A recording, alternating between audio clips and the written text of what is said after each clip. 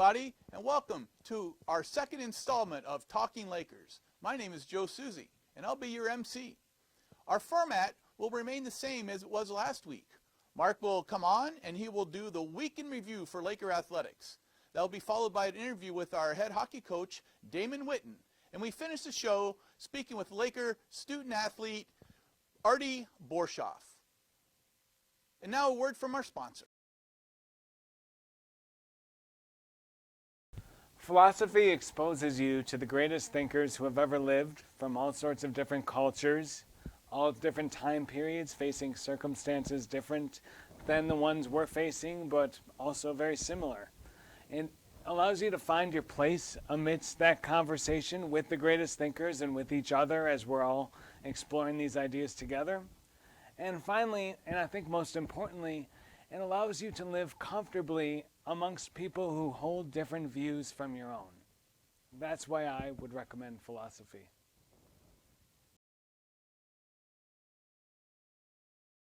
Philosophy. Exercise your mind. Welcome back. I'm Mark Boucher, host of Talkin Lakers, with your Week in Review. The LSSU hockey program has officially opened up their season. They currently have a 1-3 overall record, but don't let that fool you. This team has already shown strong improvement from last year. They started their season falling in both games at number 9 Michigan State, the alma mater of head coach Damon Whitten, who we will hear from later on in the show. In Game 2 of that series, the Lakers were able to give the Spartans all they could handle until an empty netter iced the game away.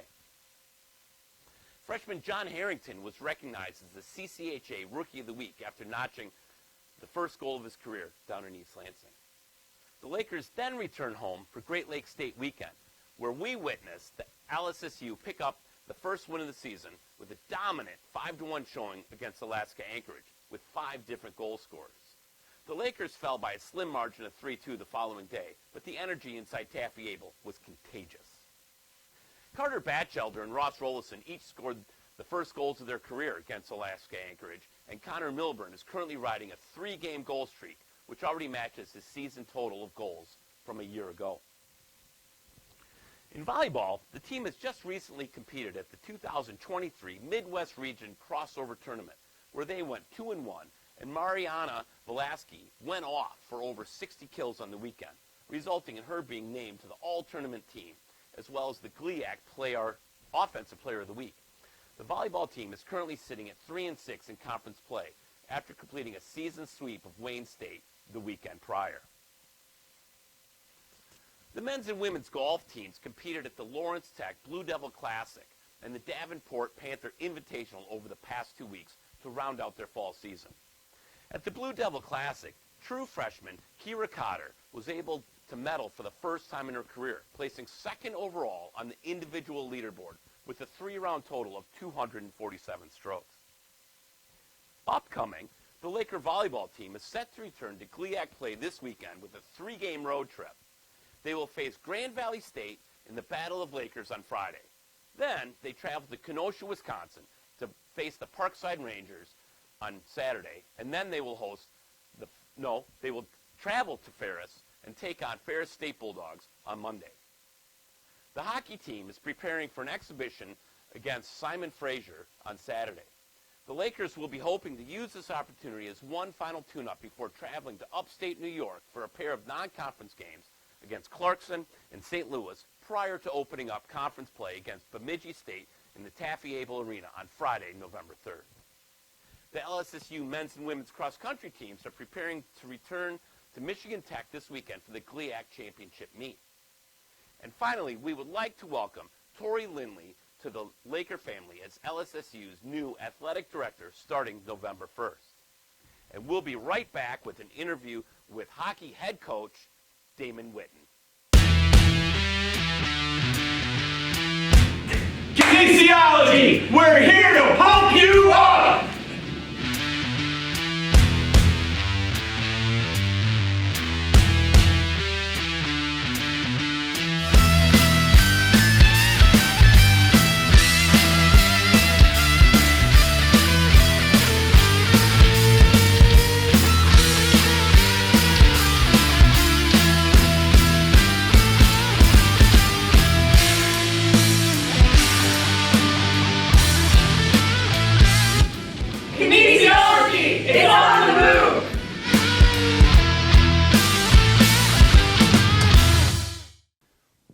back to Talking Lakers.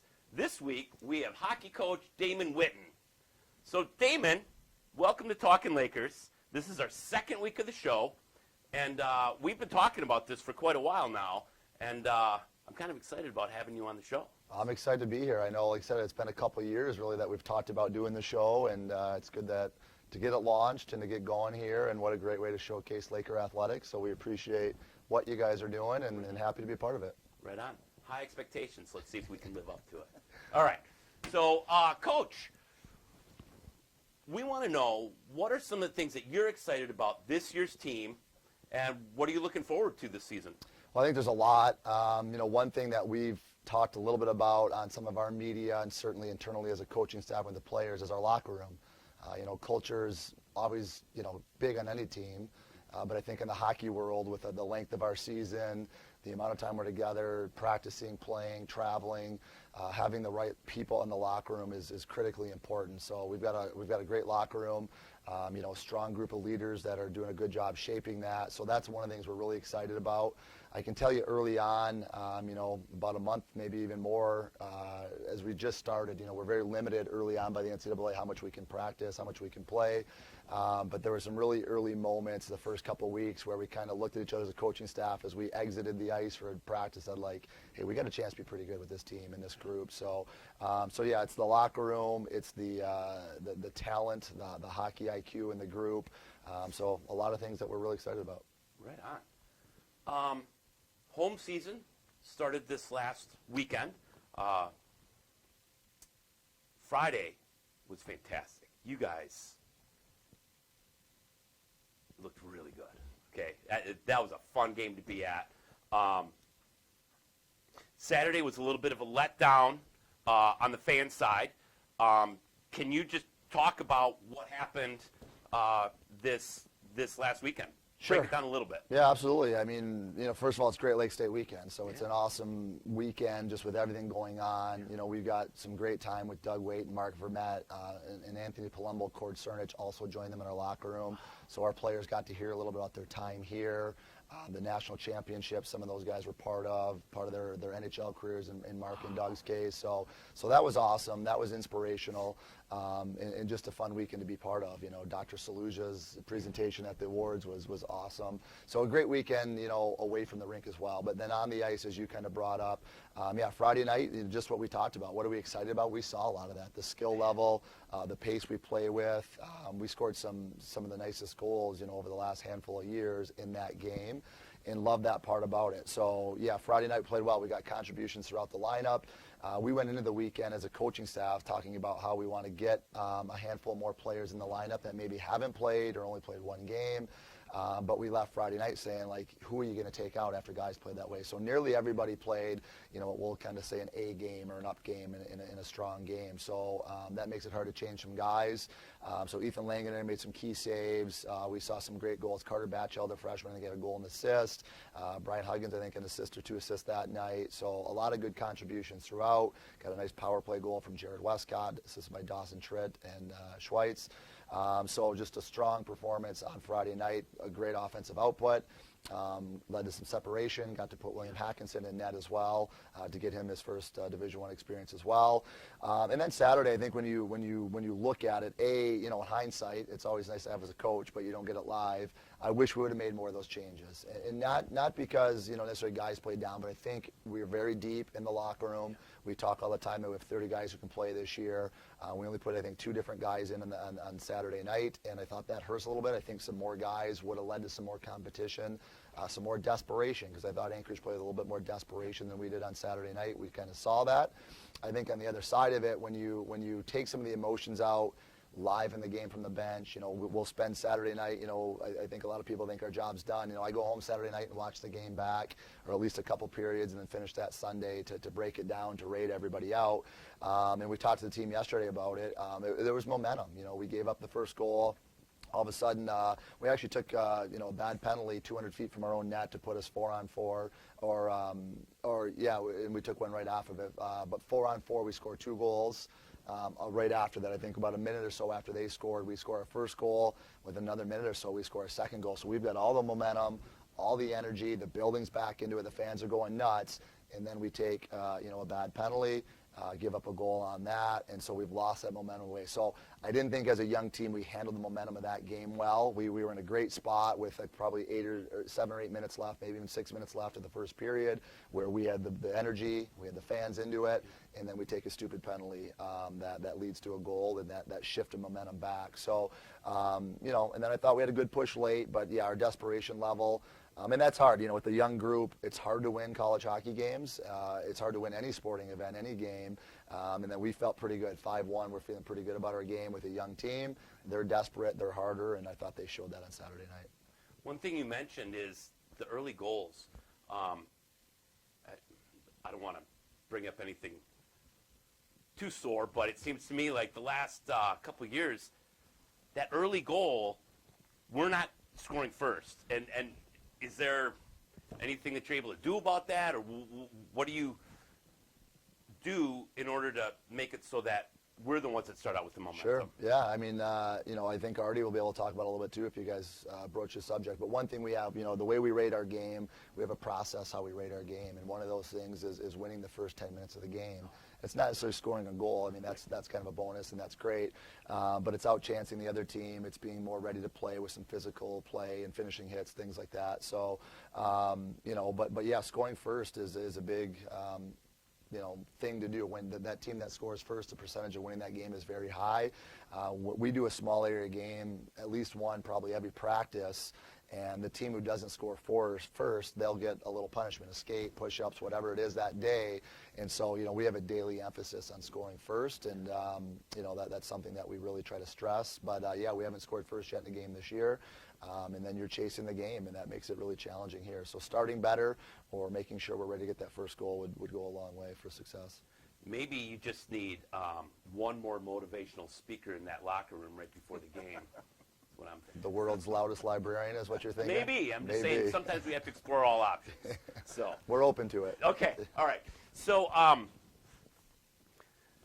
share with us about rivalries. Tell me about, or tell us about, who's our biggest rival, who do you see as our biggest rivalry, and, something about it, like a story about it, what makes it special, is there any nastiness with it, or is it all just good-natured, or maybe you can't share it for the camera, but... Well, I think you're also talking to a coach, so we're very guarded. We want to be a little bit careful of what we say and what we put out there. But I did hear Coach Talkin last week with you guys, and very similar. It's the UP schools. Yeah. There's a lot of pride in our communities. There's a huge rivalry. Especially, really all of them, but I know Marquette and us with, my son playing youth hockey, all of our youth hockey players, I'm sure our football, our basketball, all the sports, just being here, you have a rivalry growing up. So that one's really intense. I would say that's the biggest rivalry. There's no question about it. Obviously, we play for the Capo Cup, which is a great rivalry trophy to have, and I think up until last year we'd had it 3-4 years in a row, whatever it was. Nice. It was, I think, the longest in Laker history that we maintained that, and we lost it last year. So our job is to get it back. And so, it's not all friendly for sure. I mean, there's a lot of heat in that rivalry. We see it spill over on the ice at times, and I got a lot of respect for Grant Patolny and his staff and what they do. But that doesn't mean that I like them on game night or game weekends. Coach Comley's back as the athletic director there. He was a former captain of Laker hockey and a former coach here at Laker hockey. So I've got the utmost respect for Coach Comley and what he's done there, and that adds a different element to it as well. But yeah, that's a great rivalry that we enjoy, and it's going to be fun again this year. Are you bringing the cup back to where it belongs? The cup's coming home. Yeah. You heard it here. Absolutely. Talkin Lakers. Okay. When the Taffy Bowl is full of fans, it's the place to be. It rocks. So tell us, or share with us from your perspective, what does it mean to have the fans in the stands cheering you guys on? Does it make a difference to what the team does? Yeah, I'm not even sure you can quantify the difference. Like it's that large. It's such a huge impact. I think from the moment you walk out, I don't know, 7, 8 years ago we changed. The guys come out from the Zamboni tunnel with the smoke and the lights and all that good stuff. So I think the second they hit the ice there, they know right away, what the building looks like visually. There's a visual cue, there's an audio cue, there's all these different elements that, just adds a level of passion and hunger. And, you want to put on a great show for your fans. And that can be a challenge as a coach sometimes. We want to play the right way. Our game shouldn't change too much. But certainly when Taffy's rocking, it has a huge impact. You can't quantify how much it impacts the players and the coaches and the energy in the building, really our community and our campus. It's unbelievable that way. And I thought our student section in particular this past weekend at Great Lakes State Weekend was awesome.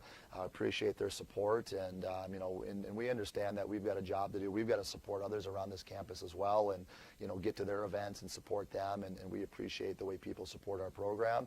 But yeah, it's got a huge impact on, the way the guys play, the way the guys compete. So we appreciate it. And we just want to encourage everybody to, keep coming out and grab mom and dad and friends from around town or whatever it is. And, we've got to find a better way to fill that building a little bit more consistently.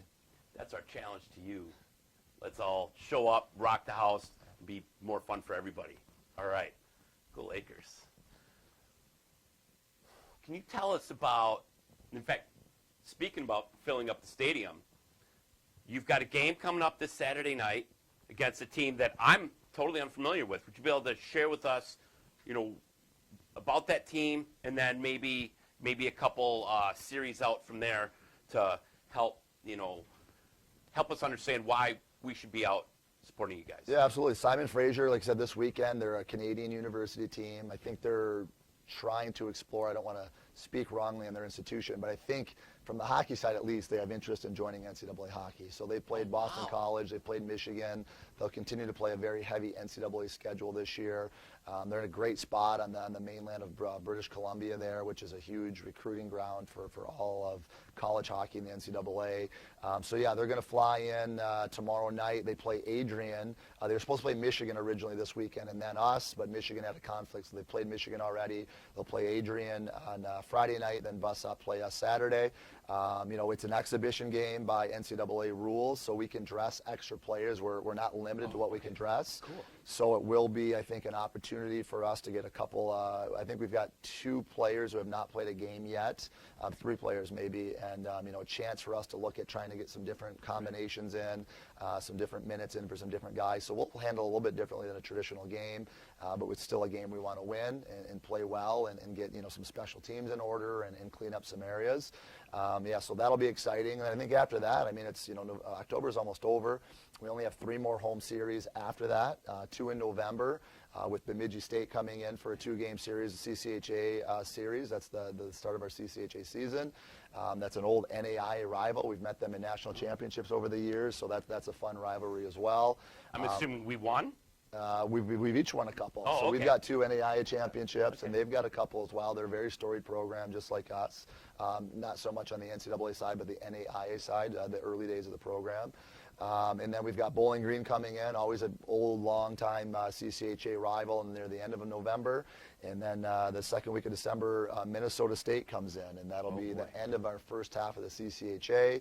They've got a coaching change. They're off to a good start. They just swept number 10 St. Cloud. So they're off to a great start to the season as well, and that's always a great game, a great weekend of hockey. That's some high-skilled hockey with the pace, the skill level out there. So great couple CCHA series to finish off the first half of the season at Taffy Able. So again, get out there, mark those dates down, and come support Laker hockey. Wow, that sounds great.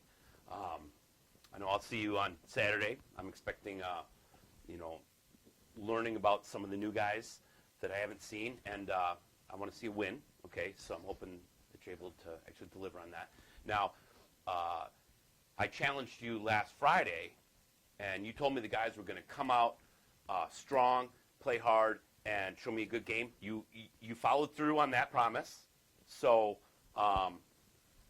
you did not give me a promise here on tape, but on this Saturday? Yeah. You've got our promise, and you're going to ask Artie as well. We'll be ready to play. This is a great group. That's all I ask. We're ready to play. It'll be a great game, and we'll be hard, and all right. We'll take care of business. Sounds good. Last order of business here is Coach, I don't know if you've noticed, but there's a trophy on the table right in front of you. I'm not sure you know what that trophy is, but I'm well aware. I'm well aware. Oh, okay, good. So it is the trophy that is given to the athletic team with the highest grade point average every season. And as we talked about last week, women's basketball has owned that the last 2 years. And so I'm giving you the challenge to win that back. Every coach that's on this show is going to be directly challenged to win that trophy back, and tell me what that would mean to you.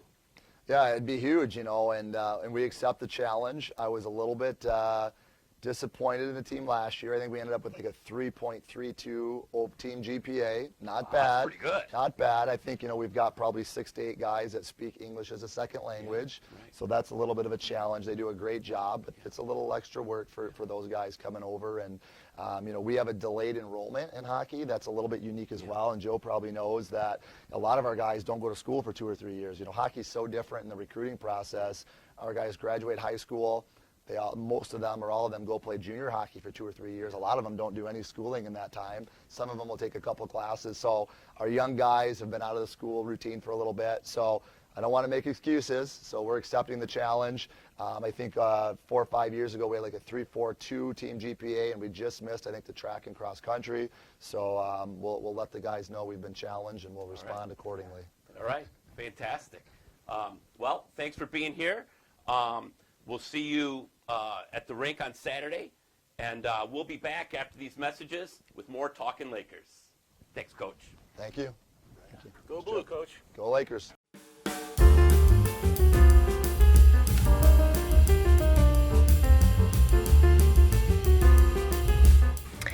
Interested in learning ballroom dance? Join us Wednesdays 6 to 8 p.m. in the Arts Center's dance studio. No experience required.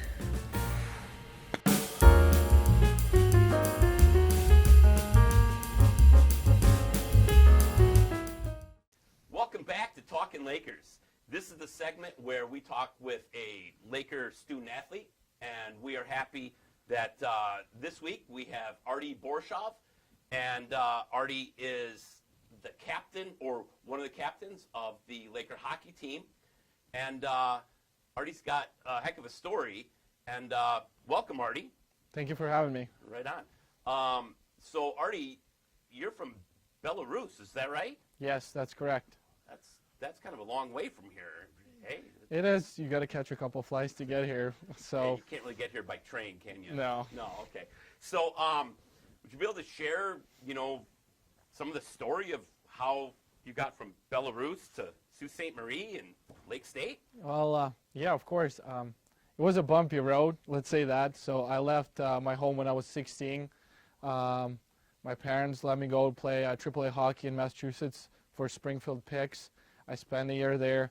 I was thinking to go play Major Junior because nobody really thought about playing NCAA back in the day, because we kind of heard about the great Canadian Major Junior leagues and how they help you to become a professional hockey player faster. But my parents since day one, they had a big emphasis on academic part. So unfortunately back home, when you turn 18, the road kind of divides in 2 roads that you can take. You either play pro hockey, or you go into university and earn a degree. Unfortunately, you can't do both. And when I came to the United States, I was presented an opportunity to do so, and I was very excited about it. I played 3 years of junior hockey, and lucky enough after that, I was lucky enough to be noticed by Damon, Whitten, and Zach Sizek, and they reached out and they said, we have a great opportunity for you here at Lake State, Arty, and I was very happy and inspired to take it. Well, we're glad you did. Good decision. Thank you. Okay. So, Arty, I know you from the Academic Success Center, where we will be hiring you as a tutor. So, would you be able to speak to, the value that you place on your role on academics as part of the student athlete? Like I said earlier, academics was they are a big part of my life here at Lake State as a student athlete. My parents put in my brain since I was 7 that academics. So here, especially being a hockey player on campus, I feel like we have everybody looks up to us on campus, and it's tough sometimes with our schedule to be involved in some campus activities and stuff like that. So I feel like being a tutor at Lake State provides me with a little bit better of a chance to time manage and pick my spots where I can help people who needs help with their academics on campus while not hurting my athletic performance on the ice as well. Right on. What is your major in school? I'm international business with economics and finance minor. Right on.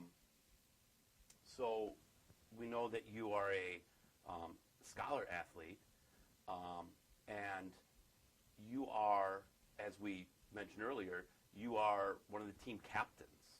And most of us, have noticed the C's and the A's on the jerseys, as long as we've been watching hockey, but most of us don't really know what that means or what that process is.